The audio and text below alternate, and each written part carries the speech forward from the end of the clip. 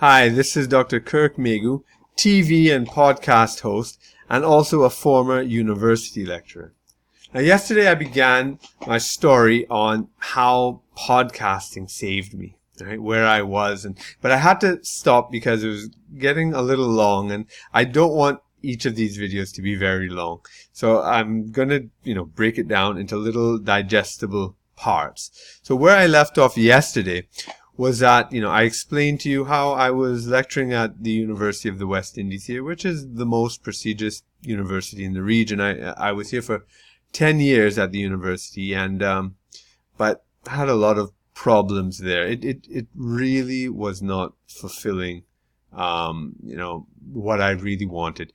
And I left the university to pursue, even though it was a cushy and comforting, tenure track job, I left it to pursue another dream project, which unfortunately failed. And in the process, I lost my colleagues. I lost my network. I alienated, my friends.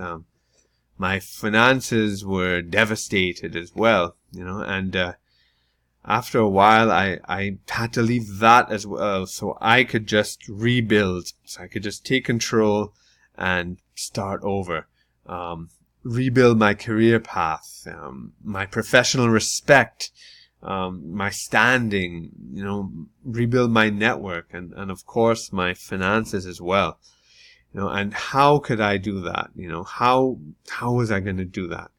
Should I try to go back to the university? Would they even allow me in again? Because there were so many politics there. That was part of the problem. And just, they weren't even fulfilling their own mission. But the other thing too was, did I even want to do that? Or should I try to go to some of the, smaller universities and colleges and teach there, or do some other type of teaching? But that wasn't really what I wanted to do in terms of my, the life of the mind, the impact I wanted, even the political part of it, which I wanted as well. And that's when I got the email from Brian Rose, one of the top podcasters in the world. London Real is what he has. And, that's an amazing podcast if you've ever seen it. There's some great guests, amazing conversations. And he outlined a simple step-by-step process that he was showing and offering. It was a course he was offering, a very expensive course, so it was a tough decision for me. But, this was amazing.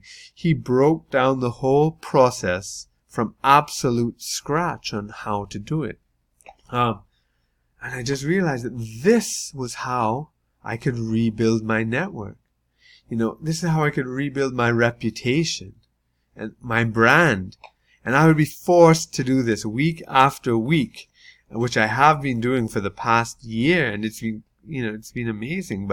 And I could even use this to rebuild my finances, as a basis, for reaching out and using it as a revenue generator itself.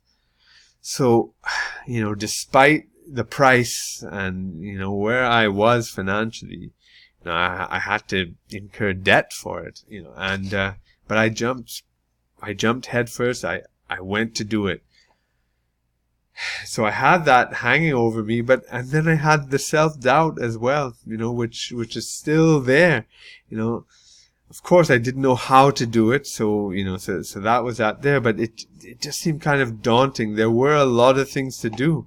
And also, I wasn't an Apple user or a podcast listener. I didn't know about iTunes or anything like that. I wasn't sure, what I would talk about, what people would listen to. My field was, could be kind of obscure for some people. Would it have an audience at all? And how about, equipment, would I need fancy video equipment and, editing and a studio even, looking at what some of these other people have, some of the top podcasters, and even things like my voice, the way I look, all that sort of stuff. How would I approach, some of these superstars or guests that I wanted? I had lost my contacts, and I had, and my network. I really had to, try to reach out to them again. And sometimes that would involve the process of me, maybe being embarrassed sometimes. But, I had to go through it. And, again, I've, reached a limit here. So let me stop. And tomorrow I'm going to continue to show you how this step-by-step process did it for me. All those questions I had in my mind.